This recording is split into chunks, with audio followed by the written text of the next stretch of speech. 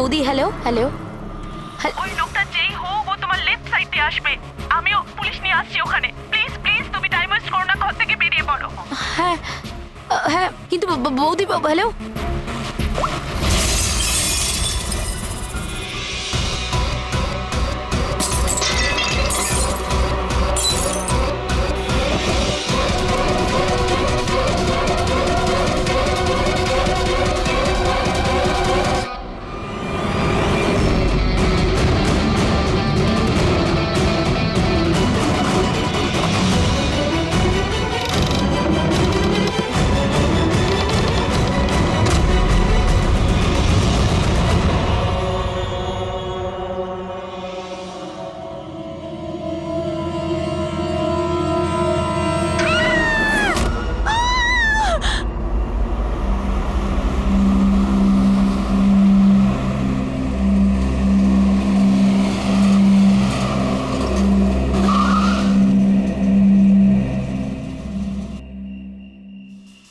এক তো না বলে চলে গেছে, আর ফোনও তুলছে না। আরে ভাই, এমন কেউ করে নাকি? আরে কমসে কম বলে যাওয়া তো দরকার ছিল। হয়তো কোনো প্রবলেম হবে এই জন্য ধরেনি। তুমি না সব সময় কাম অন, প্রবলেম তো আমাদের হয়েছে, অ্যাট লিস্ট আমাদের বলা দরকার ছিল ওর। আর না তো কি, একদম বাচ্চাদের মতো ব্যবহার, কারো চিন্তাই করে না। সি গাইস লিসেন, প্রথমে ঘরের ভেতর ঢুকে দেখি। এটাও তো হতে পারে যে ঘরের ভেতর রয়েছে। চলো চলো।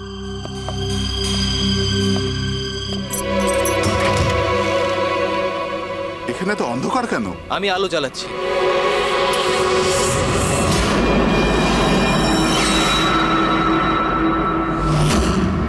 এসব কি?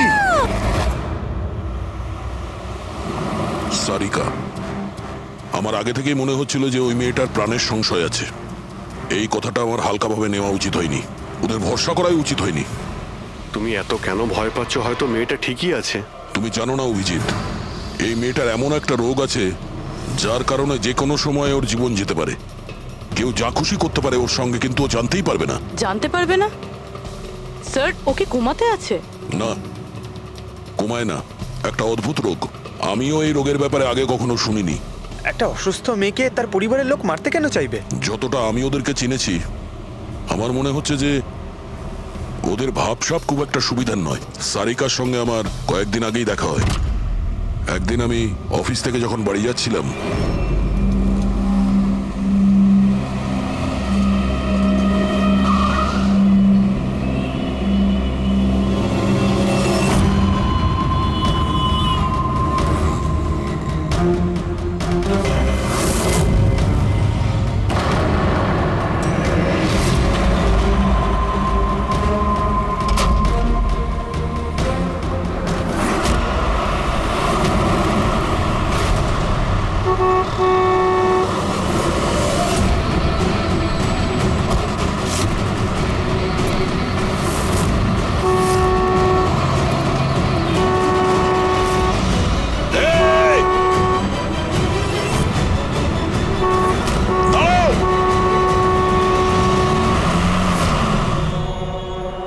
কি করছিলে তুমি?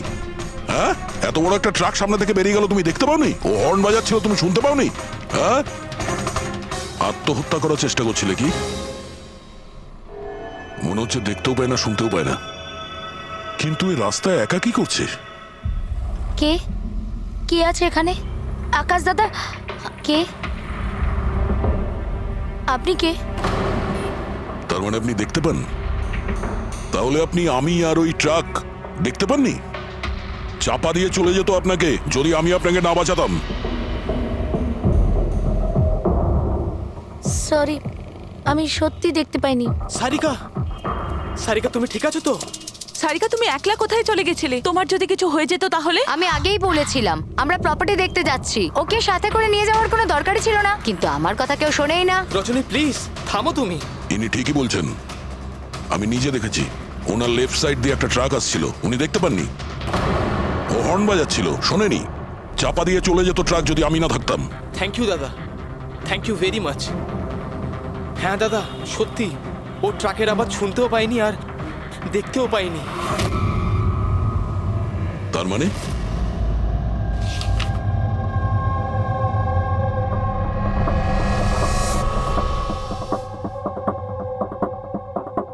এইসব আপনি মানে আপনার শুধু জিনিস আর সবার এই ডান দিকটা নজরে আসে না, শুধু বাঁ দিকটা নজরে আসে। হ্যাঁ স্যার। তার মানে এই মুহূর্তে আমি আপনার সামনে আছি, আপনি আমার অর্ধেকটা দেখতে পাচ্ছেন, আমার এই ডান দিকটা আপনি দেখতে পাচ্ছেন না? না স্যার, দেখতে পাই না। আমার যত কাছে কেউ থাকুক না কেন, যদি সে আমার বাঁ দিকে দাঁড়িয়ে থাকে তাহলে না আমি তাকে শুনতে পাই আর না দেখতে পাই স্যার। আমার এই সমস্যাটা রয়েছে স্যার, হেমিস্পেশাল নেগলেক্ট। এই রোগের কারণের জন্য স্যার আমার মাথা লেফট সাইড রেজিস্টার করতে পারে না স্যার, শুধুমাত্র ডান দিকটাই বুঝতে পারি আমি স্যার। সেই জন্য আপনি এইসব পেন্টিংস, এই লোকজন সবার ডান দিকটাই দেখতে পাই আমি স্যার। তাহলে এই অসুখের কোনো ট্রিটমেন্ট নিশ্চয়ই আছে। আর আপনারা ওনাকে রাস্তায় যেতে দিলেন কি করে? আপনারা তো জানতেন যে ওনার সঙ্গে কি হচ্ছে, তারপরেও যদি কিছু হয়ে যেত ওনার। স্যার আপনি বলুন স্যার, ওর তো নিজের বুদ্ধি ব্যবহার করার দরকার ছিল। ওর কি দরকার ছিল রাস্তায় একা যাবার? আর এ কোনো ছোট বাচ্চা নাকি যে 24 ঘন্টা ওকে নজরে রাখতে হবে? ইনফ্যাক্ট আমরা এর জন্য একটা বেবি সিটার রেখে নিই যে 24 ঘন্টা ওর দিকে নজর রাখবে। এখন এসব বলে কি হবে? হ্যাঁ, ভুল আমাদের হয়েছে, এটা তোমরা মানো আর না মানো আমি মানি। Sir, I am so sorry sir. Sir, এই ভুল আর দ্বিতীয়বার আর হবে না। সারিকা আমার ছোট বোন, আর এর খেয়াল রাখার আমার দায়িত্ব স্যার। কারেক্ট। এরপর থেকে এরকম কোনোদিন হবে না। আর তাছাড়া এখন তোমার ওষুধ খাওয়ার সময় হয়েছে না, চল ওষুধ খাবে। স্যার, এটা তো খুবই ভয়ঙ্কর রোগ। যদি কেউ ওর লেফট সাইডে সোজাসুজি অ্যাটাক করে তাও ও বুঝতে পারবে না। এক্স্যাক্টলি, এই ব্যাপারটাতেই আমার ভয়। এক তো এই অসুখ, তার উপরে কোটি টাকার সম্পত্তির একলা ওয়ারিশও। সারিকার মা বাবা একটা অ্যাক্সিডেন্টে মারা গেছে, সারিকা বেঁচে গেছে, কিন্তু ওর এই হেমিস্পেশাল নেকলেট অসুখ হয়ে গেছে। ওর আশেপাশেও দেখভাল করার জন্য তো অনেক লোক আছে, কিন্তু তার মধ্যে জানি না কতজন আছে যারা সৎভাবে ওর ভালো চায়। এরকম কেন মনে হচ্ছে তোমার? অভিজিৎ, ওই উইল অনুযায়ী সারিকার পরে পুরো সম্পত্তি এই আত্মীয়দেরই পাওয়ার কথা। আর আমার প্রথম থেকেই এদেরকে খুব একটা ভালো লাগছে না। আর এই কিছুদিন আগে আমি ওর বার্থডে পার্টিতে গেছিলাম। চলো সারিকা, এবার কেকটা কাটো। দাদা আর 2 মিনিট ওয়েট করে যাই, দয়া স্যার হয়তো চলে আসবেন। আমি ওনাকেও ইনভাইট করেছি। অন্তত আমাদেরও বলতে পারতে। আরে কে কি বললো না ভাই? Oh I am so sorry, আসতে একটু দেরি হয়ে গেল। Many many happy returns of the day, happy birthday. I will take it, দাও। আপনি আপনাকে ঠিক চিনতে পারলাম না। আমি বলছি, এ হলো কৃতি। সারিকার মতো পেশেন্টদেরকে হ্যান্ডেল করার জন্য ইনি ট্রেনিং নিয়েছেন, আর আমি ইনাকে 24 ঘন্টা সারিকার সাথে থাকার জন্য অ্যাপয়েন্ট করেছি। আশা করি আপনি সারিকাকে নিয়ে আর চিন্তিত হবেন না। একদম। আর আমাদেরও মনে হয় যে কৃতি থাকলে সারিকা সেফ থাকবে। অ্যাবসলিউটলি। আমারই ভুল হয়েছে, শুধু আমার ভুল। আমার সারিকাকে ওদের ভরসায় ছাড়া উচিত হয়নি। আমার মেরে দিয়েছে হয়তো ওরা ওকে। বাড়ি এসে গেছে।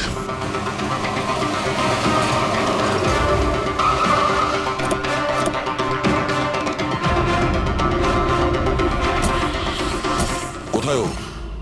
হ্যাঁ, কি করেছো তোমরা ওর সাথে? স্যার আমরা তো জানি না কি হয়েছে, আমরা তো কিছুই করিনি স্যার। এক মিনিট, কি হয়েছে কি এখানে? স্যার, ড্রয়িং রুমের অবস্থা দেখে আমরা এতটাই ভয় পেয়ে গেছি যে আমরা ভিতরে যাইনি। আগে এটা বলো, সারিকা কোথায়? স্যার, আমরা কিচ্ছু জানি না, আমরা কিচ্ছু দেখিনি স্যার। আমরা এইসব দেখে ঘাবড়ে গিয়েছিলাম আর সোজা আপনাকে ফোন করেছিলাম। ঠিক আছে, আমরা দেখে নিচ্ছি। পঙ্কজ, এদের সবার স্টেটমেন্ট রেকর্ড করো, আর কাউকে ভিতরে আসতে দেবে না।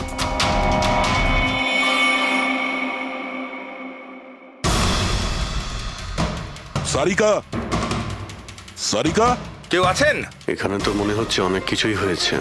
এত রক্ত তো কোনো একজনের হতেই পারে না।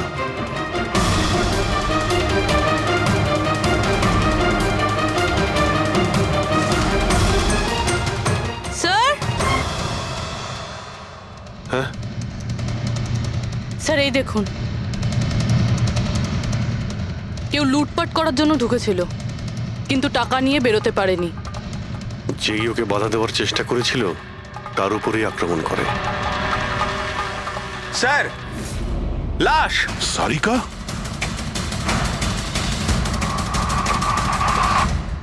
ও নো। মানালি তো এরপর থেকে এরকম কোনোদিন হবে না। আর তাছাড়া এখন তোমার ওষুধ খাওয়ার সময় হয়েছে না? সারিকার ছোট বৌদি, জয়ন্ত স্ত্রী। তাহলে ও কোথায় আছে?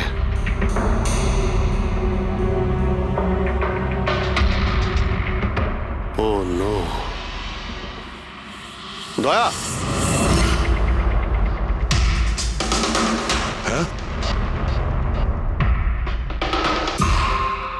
এ হলো কৃতি। সারিকার মতো পেশেন্টদেরকে হ্যান্ডেল করার জন্য ইনি ট্রেনিং নিয়েছেন। এটা তো কৃতি। তুমি চেনো? হ্যাঁ, কৃতি স্যার, পালস চলছে, এখনো বেঁচে আছে। এ সারিকার রুমের বাইরে? সারিকা? সারিকা? ফ্রেডি, এক্ষুনি অ্যাম্বুলেন্সের ব্যবস্থা করো, একে হসপিটালে পাঠাতে হবে। সারিকা? সারিকা?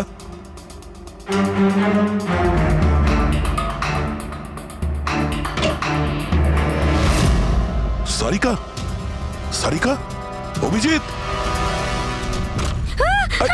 না না না না না, কিছু নেই, কিছু নেই। Relax, আমরা relax. সিআইডি থেকে এসো। রিল্যাক্স, বাইরে রিল্যাক্স। এসো, বাইরে এসো, বাইরে এসো। রবি, এসো, সাবধানে। তুমি ঠিক আছো তো? বসো, এখানে বসো। থ্যাংক গড একে পাওয়া গেছে। তুমি ঠিক আছো? সবাইকে মেরে দিয়েছে, সবাইকে মেরে দিয়েছে স্যার। এক মিনিট, এক মিনিট। কে করেছে এসব? কে ছিল সে? দয়া স্যার, কি হয়েছিল? স্যার সবাইকে মেরে দিয়েছে স্যার। কে? মেরে দিয়েছে, কে? কে মেরেছে? মেরে দিয়েছে স্যার। আমার মনে হয় এক্ষুনি একে হসপিটালে পাঠানো উচিত, ওর মানসিক অবস্থা ঠিক নেই। ওটাই ঠিক হবে, মনে হচ্ছে শক পেয়েছে। রবি, তোলো একে। ওঠো, ওঠো। আমার সাথে এসো।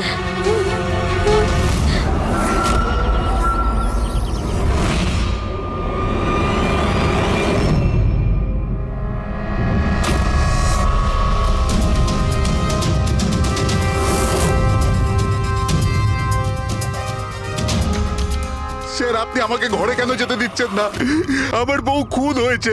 স্যার প্লিজ, স্যার প্লিজ, আমি একবার দেখতে চাই, শুধু একবার। মিস্টার জয়ন্ত, আপনার স্ত্রীর খুন হওয়ার জন্য আমরা খুব দুঃখিত, কিন্তু আমরা আপনাদেরকে ভেতরে যেতে দিতে পারি না।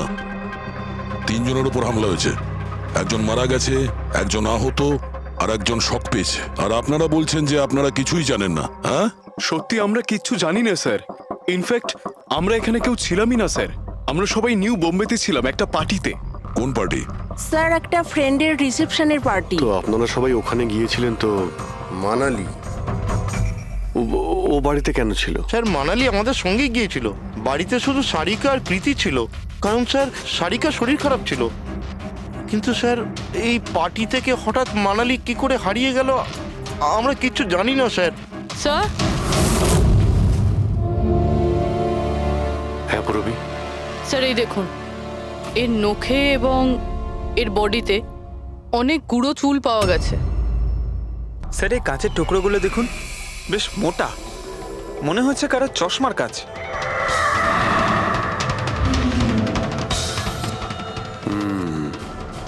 চশমারই মনে হচ্ছে।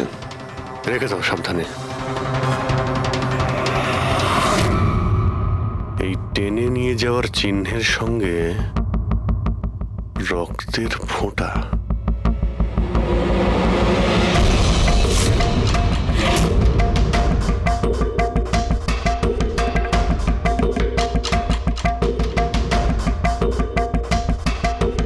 এখানে এতটা রক্ত,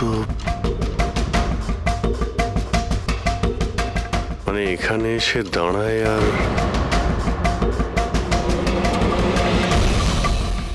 বাইকের চাকার দাগ।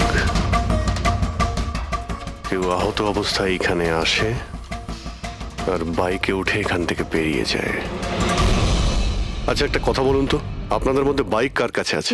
বাইক? না স্যার বাইক তো কারুর কাছে নেই, আমাদের সবার কাছে নিজের পার্সোনাল গাড়ি আছে স্যার।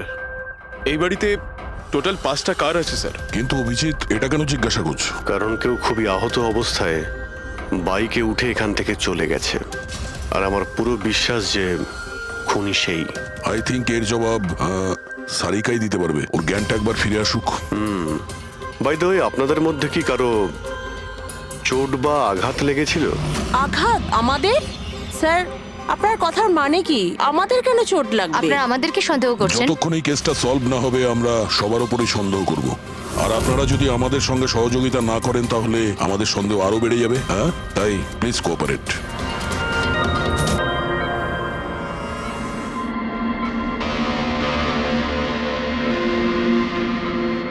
সারিকা,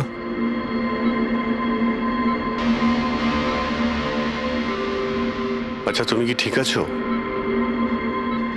অভিজিৎ, সারিকা, দয়া স্যার। তুমি ঠিক আছো? স্যার, মানালি বৌদি আর কৃতি স্যার। কৃতি ঠিক আছে, কিন্তু মানালি মারা গেছে। সামলে কৃতি।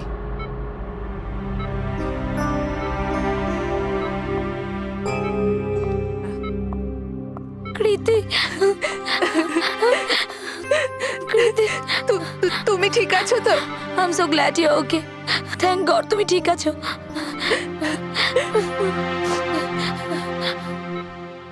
আচ্ছা, কাল এক্স্যাক্টলি কি হয়েছিল তুমি বলতে পারবে?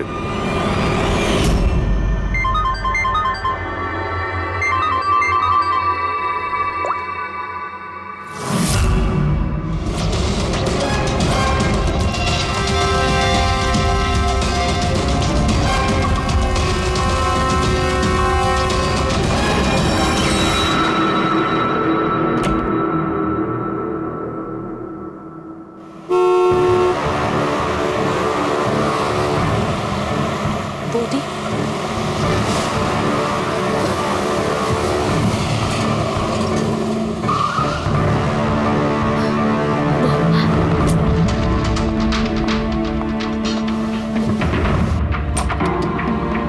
সারিকা,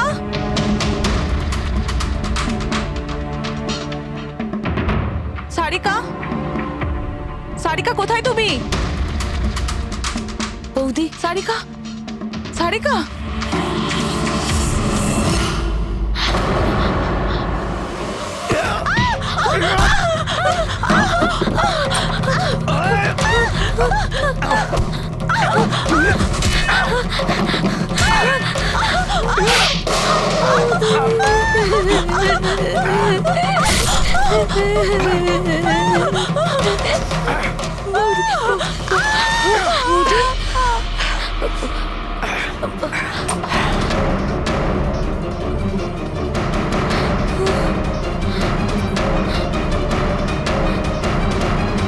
কৃতি, কৃতি, কৃতি।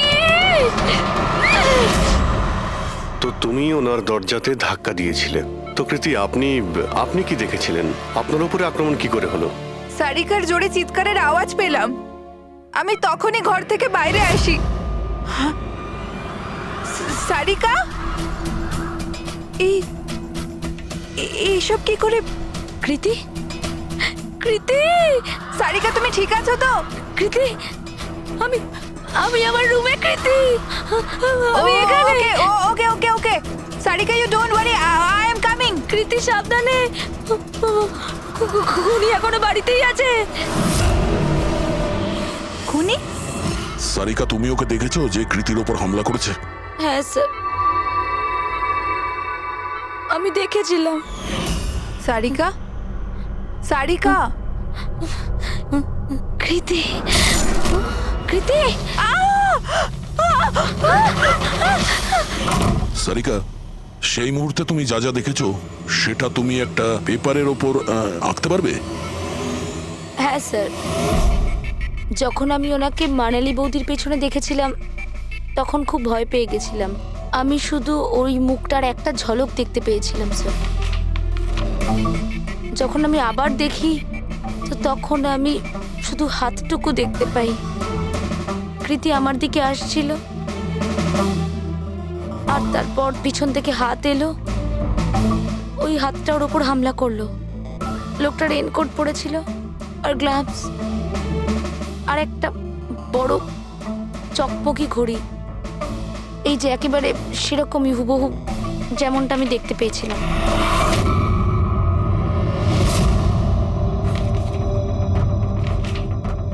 আই হোপ এই অর্ধেক ছবিগুলো দিয়ে আপনারা কিছু উপকার পেয়ে যাবেন হয়তো। চিন্তা করো না, এই অসম্পূর্ণ ছবিটা আমরা কমপ্লিট করব। ফেডরিক, মনোহরের কাছে এই পেন্টিং গুলো নিয়ে যাও আর বলো যে এই স্কেচ যেন কমপ্লিট করে। Sarika, thank you so much. আপনি যেতে পারেন, টায়ার্ড হয়ে গেছেন হয়তো। চলো সারিকা।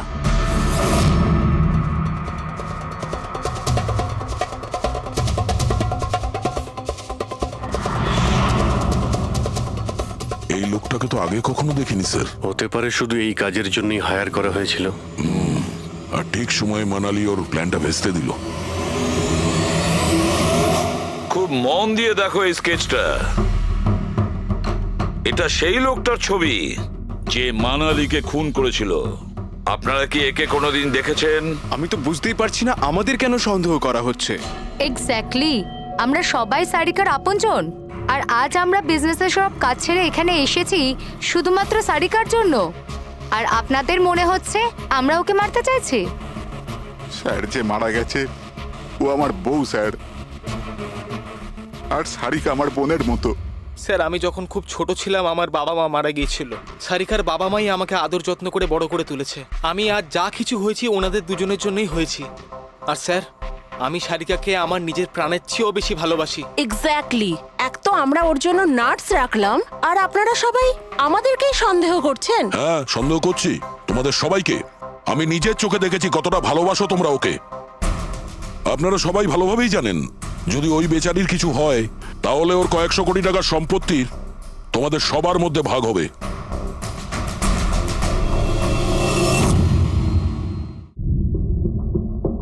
ওকে বাড়িতে রেখে তোমরা সবাই পার্টিতে গিয়েছিলে।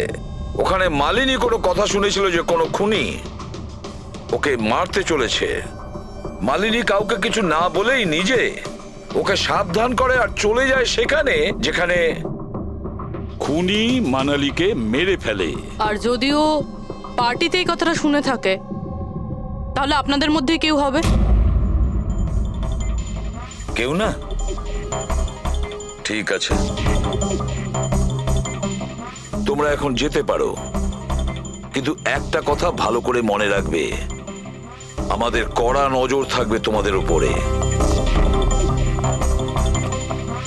অভিজিৎ, দয়া, ও বলছিল মানালি ওকে ফোন করেছিল যে মানালি পুলিশ নিয়ে ওর বাড়িতে পৌঁছচ্ছে।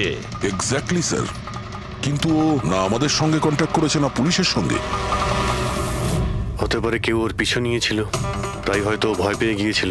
একটা কাজ করি আমরা, পঙ্কজ, পুরবী, ওই পার্টিতে যে কয়জন লোক এসেছিল ওদের প্রত্যেকের নাম আর ফোন নাম্বার বের করো, আর খোঁজ নাও ওই রাতে মানালির বাড়ির আশেপাশে ওদের মধ্যে কার ফোন অ্যাক্টিভ ছিল।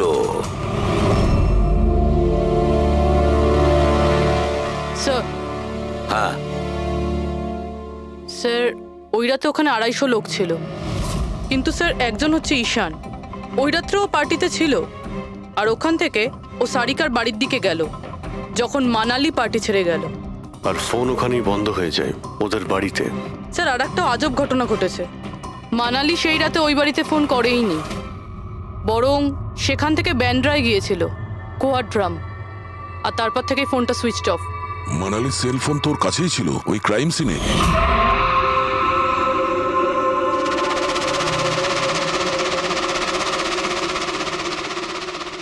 Switch off? আচ্ছা, এমনটা নয় তো যে ওই ফোনটা আসলে ঈশানের ফোন, ভুল করে ওখানে পড়ে গিয়েছিল? মানে ঈশান সেই রাতে সারিকা ভিলা এসেছিল। ডাকো ওই ঈশানকে বিউরোতে।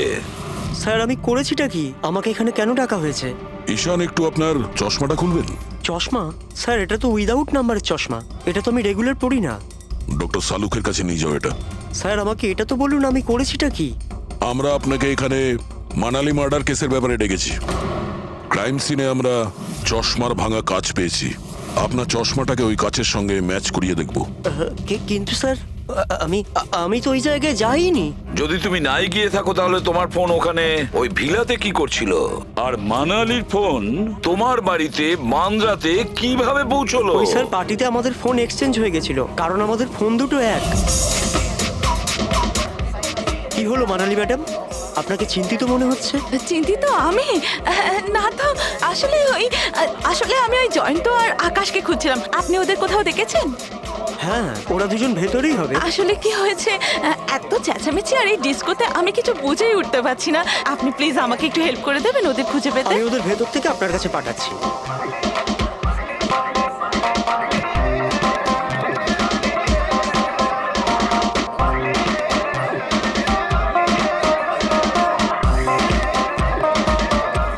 মানালি, ঈশান, তুমি তো বলছিলে মানালি খুঁজছে আমাদের। কোথায় মানালি? আরে এক্ষুনি তো এখানেই ছিলেন মানালি, কি জানি কোথায় চলে গেলেন। ওই দিকটা কি দেখি, চলো। স্যার আমার ফোন সুইচ অফ ছিল, এই জন্য আমি মানালিকে বলতে পারি। সেই কারণে মানালি পুলিশকে ফোন করতে পারেনি। স্যার আমাকে বিশ্বাস করুন, আমি খুন করিনি। খুনি না হলেও খুনির সঙ্গী তো হতে পারো, যে ওখানে ওই পার্টিতে উপস্থিত ছিল। তুমি পার্টিতে মালিনীর সমস্ত কথা শোনো, আর যখনই মানালি ওখান থেকে বেরোয় তুমি মানালির পিছু নাও। কোনো কায়দা করে তুমি মানালির ফোন তোমার বাড়ি ব্যান্দ্রাতে পাঠিয়ে দিলে, আর ওখানে পাওয়া চশমার কাঁচের টুকরো, আমাদের সন্দেহ ওটা তোমার চশমার রিপোর্ট তো আমরা পেয়েই যাব আমাদের ফরেন্সিক ল্যাব থেকে। ঈশান, শুধু ঈশানের কাছে কোনো কারণ নেই, কিন্তু সবার কাছেই কোনো না কোনো কারণ আছে সারিকাকে মারার জন্য। দিয়া আর অভয়, এদের দুজনের তো টাকার খুব প্রয়োজন ছিল, হতে পারে এরা দুজন করেছে। আর এদের প্রত্যেকের কাছে একটাই অজুহাত আছে, যে ওরা রিসেপশনের পার্টিতে ছিল। স্যার এরা সবাই ওই রিসেপশন পার্টিতে প্রেজেন্ট ছিল, কিন্তু কোনো একজন খুনিকে ফোন করে সারিকা ভিলায় যেতে বলেছিল লেফট দিয়ে, যাতে সারিকা কিছু বুঝতে না পারে। তারপর সারিকাকে মারবে, কৃতিকে মারবে, আর সবাই ভাববে দেখে যেন মনে হয় চুরি করার উদ্দেশ্যে খুনটা হয়েছে। আর এই সব কিছুই মালিনী শুনে ফেলে। তারপর ননদকে বাঁচানোর জন্য ও বাড়ি ফিরে আসে, কিন্তু ও সেখানে খুন হয়। কিন্তু মারা যাওয়ার আগে ও খুনিকে আহত করেছিল। খুনি যাওয়ার সময় কৃতির উপরে হামলা করে, লুটের মাল আর ননদকে ফেলে তারপরে সে বাইকে করে পালিয়ে যায়। শুধু একবার এই খুনির ব্যাপারে কিছু যদি জানতে পারি না, কিছু, তাহলে ধরে নাও মাস্টার মাইন্ড আমাদের হাতে। স্যার, খুনির বাইকের টায়ারের চিহ্ন, আশেপাশে পড়ে থাকা রক্তের ফোঁটা সব চেক করেছি, কিন্তু কিচ্ছু জানতে পারিনি। স্যার, মনে হয় যে খুনির কোনো পাস্ট রেকর্ড নেই। এর মানে হলো খুনি কোনো পেশাদার অপরাধী নয়। স্যার, মানালির জামা কাপড় থেকে আর নখ থেকে যে চুলগুলো পাওয়া গেছে, সালুমকে স্যার সেটা টেস্ট করছে, হয়তো কিছু পাওয়া যাবে।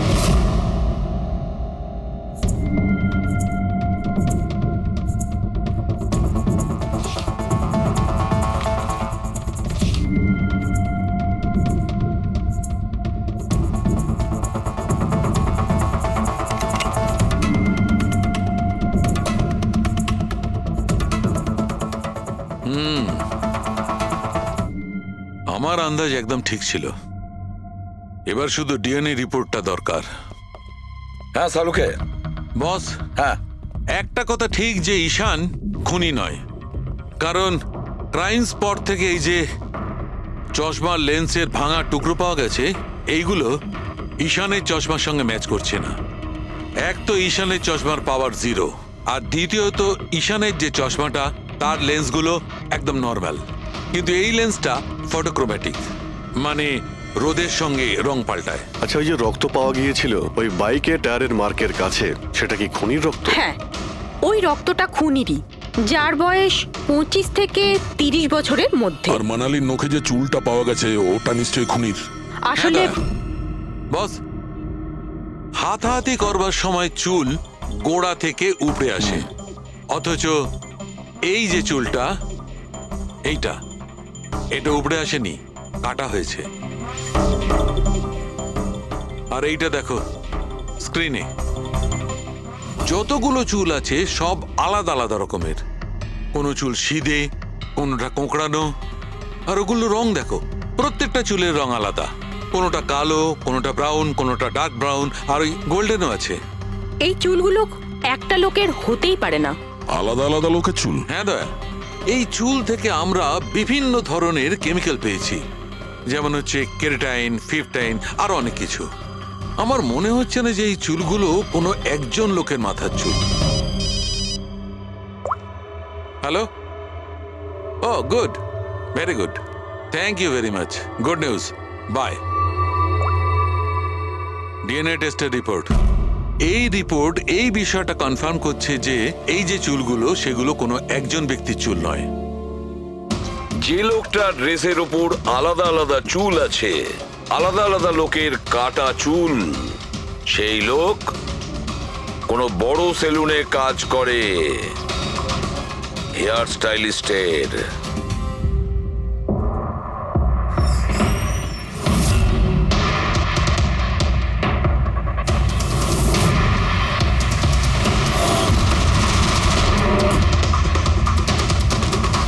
স্যার, এ তো বিমল, আমাদের স্পায়ের স্টার হেয়ার স্টাইলিস্ট।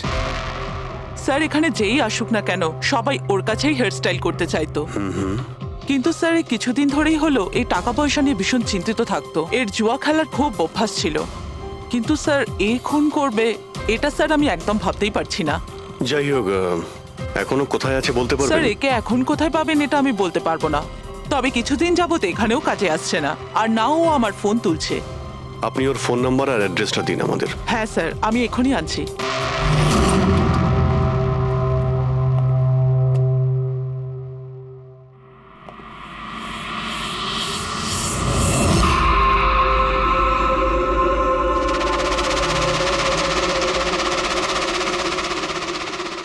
ও নো, এ তো গেছে। বিষ খেয়েছে। এখানে আঘাত লেগেছে, আর এই কাঁধেও নখের চিহ্ন। মানে এই হলো সেই যে মানালিকে খুন করেছে। দেখো কিছু পাওয়া যায় কিনা।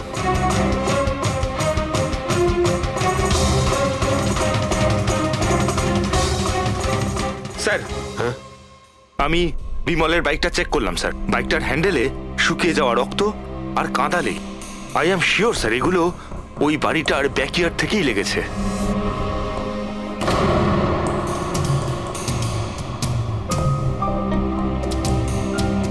স্যার, স্যার, এই ভেঙে যাওয়া চশমা আর এই রেনকোট পেয়েছি। রেনকোটে রক্ত লেগে আছে।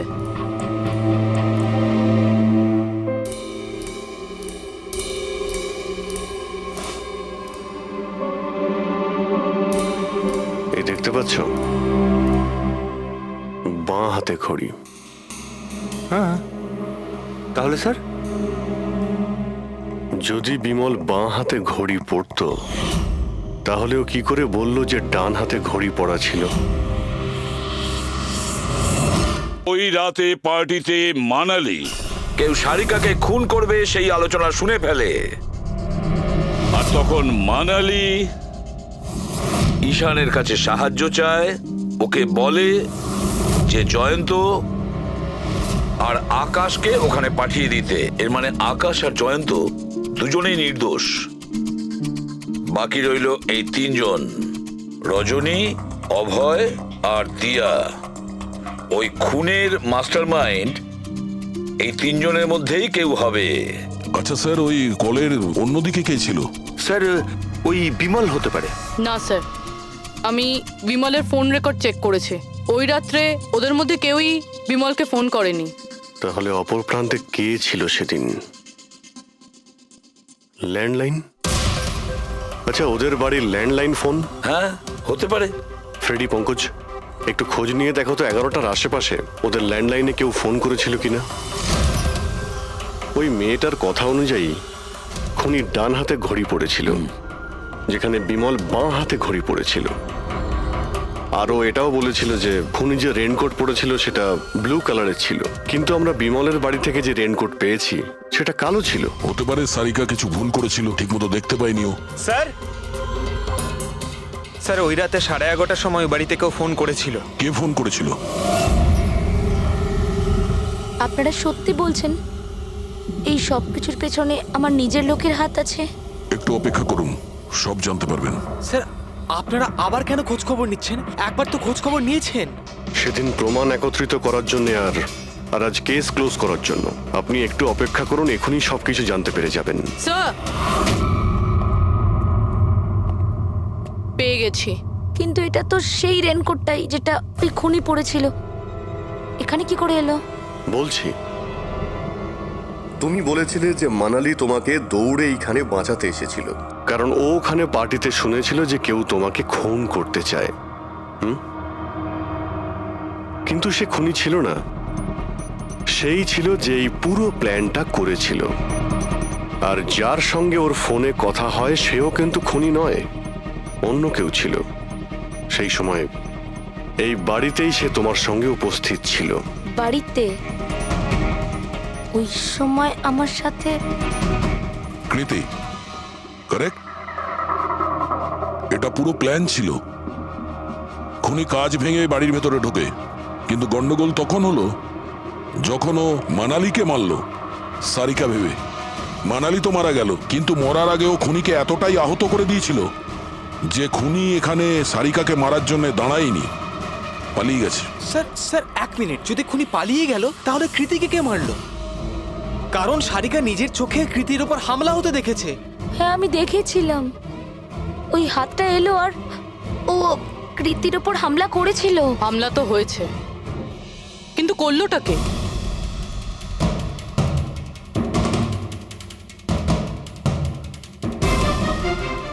আপনারা সবাই আমাকে এভাবে কেন দেখছেন? এর উত্তর তো শুধু তুমিই দিতে পারবে কৃতি। ও রাত ঠিক 10:30টার সময় শুয়ে পড়েছিল।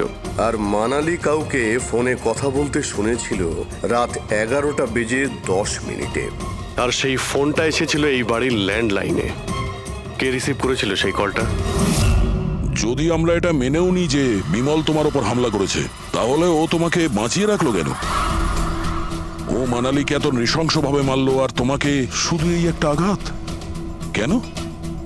ও সারিকাকে কেন মারলো না? আর এই চুরি করা টাকা ছেড়ে পালালো কেন? আর সব থেকে বড় প্রশ্ন, ও খুনিকে এই ব্লু কালারের জ্যাকেট পরে থাকতে কি করে দেখলো?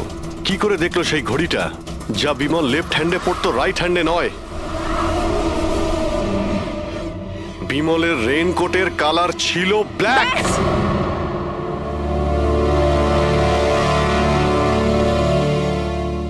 ঠিক চিনেছেন আপনারা। ওই হামলা আমি নিজেই করেছিলাম।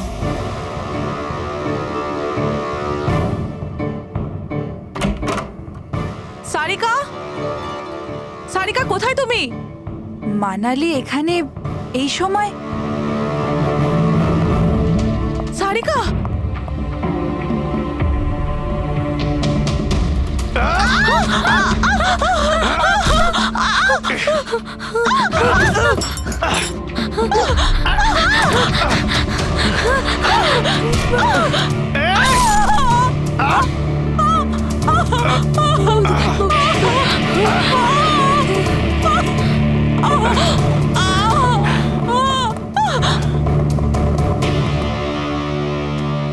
কৃতি,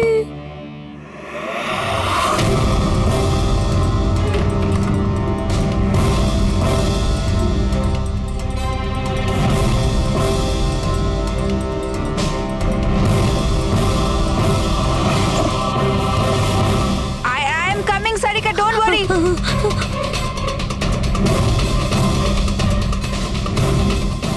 কৃতি,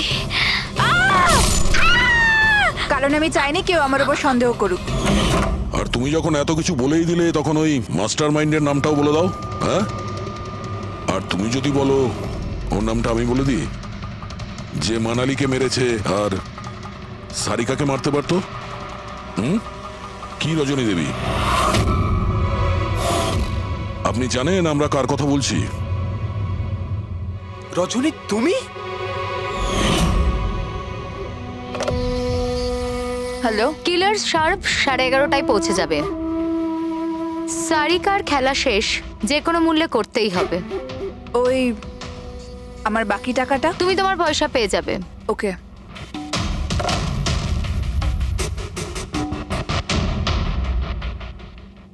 রজনী, তোমার জন্য আমি আমার বউকে আমার পয়সার দরকার ছিল।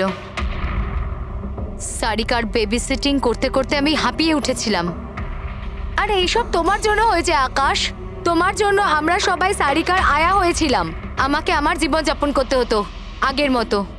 এই জন্য আমি প্ল্যান করেছিলাম আর কৃতিকে বাড়িতে নিয়ে এসেছিলাম। পার্টিতে যাওয়াও আগে থেকেই ঠিক ছিল, যাতে আমি সময় পাই প্ল্যান করার। সব ঠিক চলছিল, শুধু বিমলের ব্যাপারে একটু ভুল হয়ে গেল। না হলে এত কিছু হয়ে যাওয়ার পরেও দেখছি তোমার কোনো অনুতাপ নেই, বরং নিজের প্ল্যান নিয়ে গর্ব করছো। তুমি অনেক সময় পাবে নিজের প্ল্যানের ভুল ত্রুটি ধরার, কারণ তোমার এই বাকি জীবন এবার তোমাকে জেলের মধ্যে বসেই কাটাতে হবে।